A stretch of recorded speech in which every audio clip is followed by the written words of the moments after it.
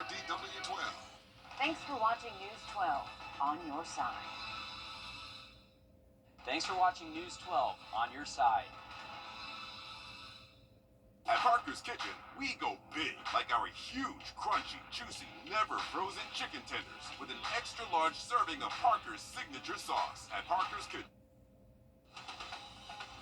Live from Augusta, you're watching News 12, first at 4.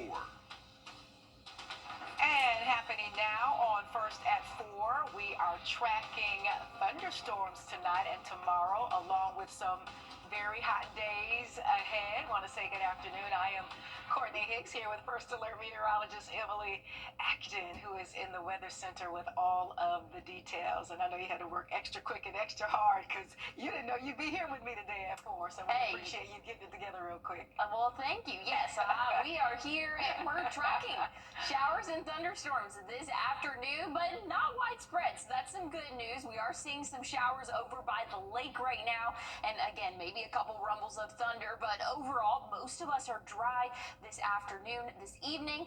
Very, very warm, and that's going to be the trend throughout the next 7 days for us. We actually have a heat risk out every day this week. Moderate tomorrow, major heat risk for your Wednesday, Thursday, Friday, Saturday. We'll go back to moderate. And this is just kind of showing us, hey, we haven't seen temperatures this hot so far this year, and those humidity levels, that's going to make it feel a lot warmer. So again, if we were seeing this temperature and humidity levels, say come August, maybe we wouldn't have this heat risk out, but since this is going to be the first time this year that we will see this, people are not accustomed to it, so make sure you are staying hydrated and have a way to cool off throughout the next couple of days. And Courtney, I'll have a look at your 7-day forecast and what all we can expect coming up. All right, we will stand by for that.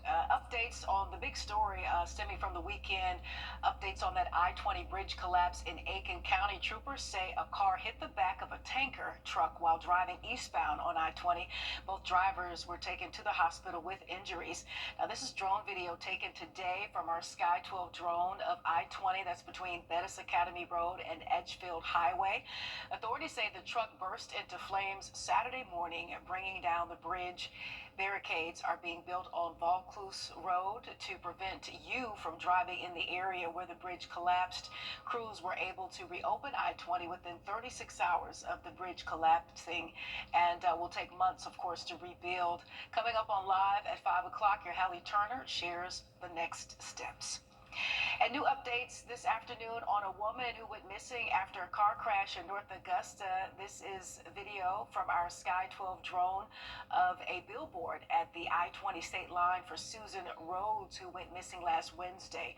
On Saturday, police searched for Rhodes at a property off Gregory Lake Road where she wandered off into the woods after a crash. And authorities say she appears to have suffered from a medical issue. If you know where she is, please call police. Developing this hour, the Georgia Department of Early Care and Learning is investigating the death of a 4-month-old at a Grovetown daycare. Authorities say the baby was found unresponsive Thursday and was taken to the hospital where she died. Officials say the home daycare on Fieldstone Road was unlicensed. It is unknown how many children were in the home at the time of the baby's death. The autopsy report is set for today with the GBI. A new report from the Veterans Health Administration sheds light on some issues involving staffing and a lack of supplies at the VA Augusta. Now, the report says multiple staff members delayed care for patients while searching for supplies. In one case, care was delayed for an urgent procedure for a patient who later died. The VA making recommendations for improvement. One includes the Veterans Integrated Service Network to oversee inventory management and resolve medical supply deficiencies at the hospital. For the full report of the recommendations and issues at the VA, you can visit wrdw.com. And developing this hour, as chilling new details emerge, the man suspected of posing as a police officer while gunning down a Minnesota lawmaker and wounding another is facing state and federal charges. 57-year-old Vance Bolter was arrested on Sunday near his Minneapolis area home. Jennifer Merrill reports from Minneapolis. Prosecutors say a Minnesota man who allegedly shot and killed State Representative Melissa Hortman and her husband at their suburban Minneapolis home on Saturday also targeted the homes of other lawmakers during his overnight rampage. On Monday, Vance Belter made an initial court appearance facing an array of charges, including federal murder, attempted murder, and stalking offenses. After a nearly two-day manhunt, Belter surrendered to officers who found him in the woods near his home late Sunday.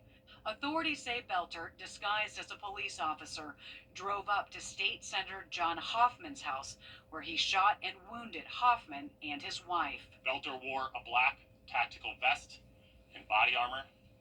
He carried a flashlight and a Beretta 9mm handgun. He also wore a hyper-realistic silicone mask. Acting U.S. Attorney Joseph Thompson says security camera footage shows Belter knocking on the door and repeatedly shouting, "This is the police, open the door." When Hoffman realized Belter was not an officer, Thompson says the suspect announced it was a robbery. When Senator Hoffman attempted to push Belter out and stop him from entering his home, Belter shot him repeatedly. Belter then shot Miss Hoffman. Prosecutors say Belter went to the homes of two more lawmakers on the night of the shootings. One was away on vacation, and the suspect left the other house after police approached him, believing he was an officer dispatched to the scene. It is a frightening time we are living in. Political violence is prevalent, and the way we talk to and about each other has raised the temperature to unfathomable levels. Authorities say they recovered 5 additional firearms from the suspect's vehicle and a notebook with more than 45 lawmakers' names. Jennifer Merrily, CBS News, Minneapolis. And Minnesota State Senator John Hoffman and his wife, who were targeted first, survived the shooting and remain in the hospital. And we have an update to a deadly shooting back here in our area in Richmond County. A 35-year-old Solomon Lanham was killed at the intersection of S.C. McIntyre Boulevard near Josie High School. Authorities say he was taken to the hospital where he died last night, rather. We reached out for information on suspects. And developing now, tomorrow marks 10 years since the deadly Mother Emanuel AME church shooting in Charleston.